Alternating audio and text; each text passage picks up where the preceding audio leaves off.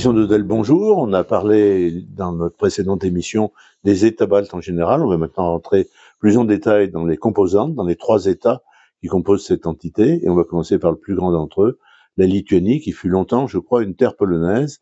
Alors, est-ce qu'on peut revenir à faire un petit historique en introduction, et avant d'arriver à sa situation actuelle, en passant par les problèmes avec la Pologne, après avec les voisins allemands et russes. Oui, alors la Lituanie est le pays qui est le plus au sud des États baltes. C'est aussi le plus grand, si on peut dire, puisqu'il fait 65 000 km², avec une population de un peu plus de 3 millions d'habitants.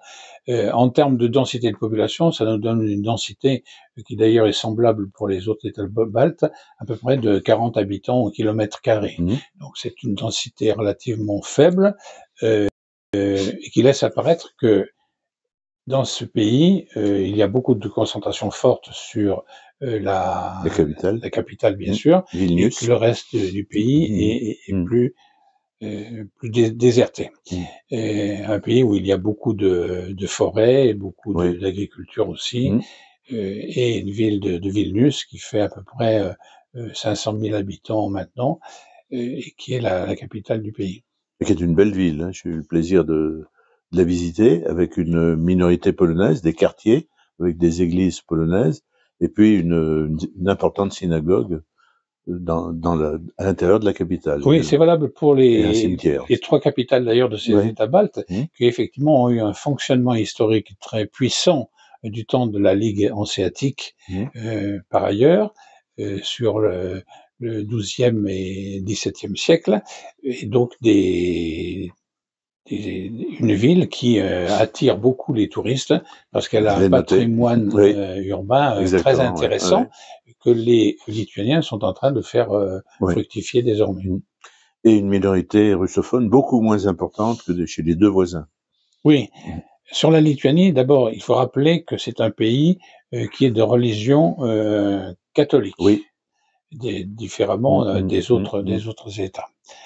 Un pays catholique où il y a moins de population russe qu'ailleurs, mais il y en a encore. Il y a aussi des Polonais, il y a aussi des Allemands.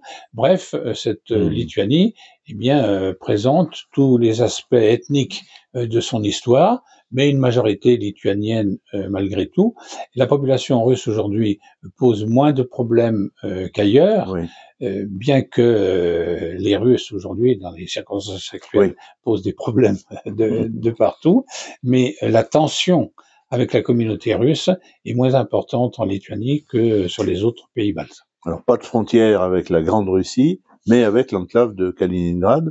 Ça pose quand même problème. On a vu à la télévision récemment, lorsque des gens se rendent de Russie à Kaliningrad, n'ont pas le droit de descendre du train à l'intérieur de la République de Lituanie. Oui, mais cette situation de tension est récente, parce qu'auparavant, tous les Russes de Lituanie en premier lieu, mais des États baltes alentours et même de l'enclave de Kaliningrad, venaient très allègrement faire leur course. J'ai vu ça récemment sur Arte avec un Russe qui déplorait Lituanie, et qu'effectivement les Russes de la région aujourd'hui déplorent que la situation soit tellement tendue suite aux événements d'Ukraine. Alors aujourd'hui, la Lituanie fait partie de l'Union européenne, adhère aussi à la zone euro et à l'OTAN. On peut avoir un petit panorama rapide de ces trois adhésions. Eh bien, sur ces trois adhésions, elles se sont produites au lendemain de la chute du mur de Berlin. Il y a quand même eu un gros ressentiment anti-russe en Lituanie. Bien sûr. Parce qu'il y a eu des affrontements armés. Bien sûr. Quand même. Mais il y a eu des affrontements armés du côté de tous les pays baltes, du côté aussi de la Géorgie, du côté de la Moldavie avec la Transnistrie, on l'a déjà évoqué. C'était sous Gorbatchev. Donc, il y a toujours cette tension avec la communauté russe, mais le problème est davantage solutionné que pour les autres pays. Même si, dans le domaine de l'école, la politique de lituanisation de Vilnius, se heurte à cette communauté russe qu'il faut bien gérer.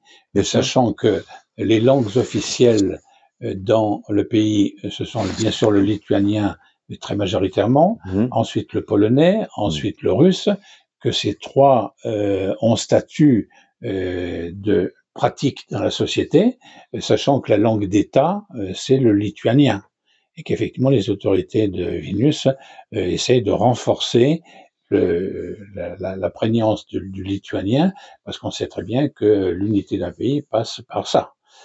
Cela dit, en dehors de la Russie, il faut peut-être mentionner, en termes de politique internationale, les très mauvais rapports qu'il peut y avoir actuellement avec la Chine.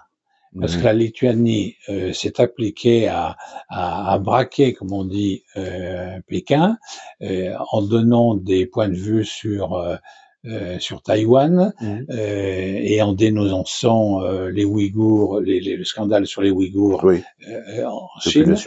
Donc Pékin a Vilnius dans le collimateur, comme on dit, parce que cette capitale s'est appliquée à avoir un discours international en direction de la Russie, bien évidemment, mais aussi en direction d'autres pays qui l'interrogent dans sa politique internationale, comme la Chine. Est-ce qu'on peut dire de ce pays qui s'est modernisé très vite après son indépendance? On le verra peut-être de façon plus nette, par exemple, pour l'Estonie, qui est citée en modèle sur le plan numérique, mais la Lituanie aussi, quand on la visite, et j'ai eu la chance d'y aller, on n'a pas du tout l'impression d'être dans un pays du tiers-monde.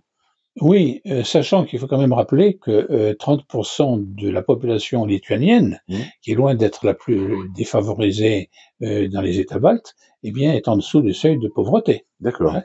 Donc, c'est une donnée importante sur. Donc là, il y a eu un gros apport de l'Union européenne.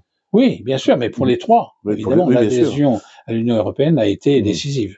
Alors, ce pays, la Lituanie, est un pays qui historiquement a été très agricole, avec des exportations dans ce domaine, sur les céréales, sur les pommes de terre et d'autres produits. Mais c'est aussi un pays qui avait reçu une forte impulsion dans le domaine de l'industrialisation dans la période soviétique.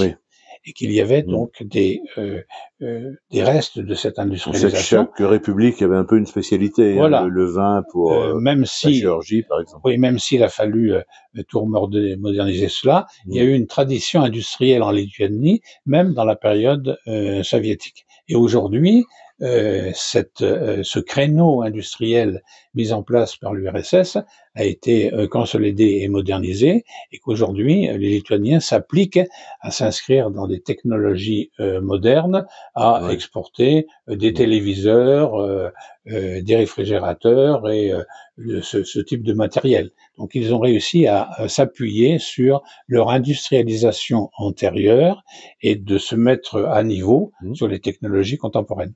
Il y a un potentiel touristique qui est malheureusement un peu beaucoup mis à mal par les événements de la guerre ukrainienne. Bien sûr, mais ça touche tous les pays de la région.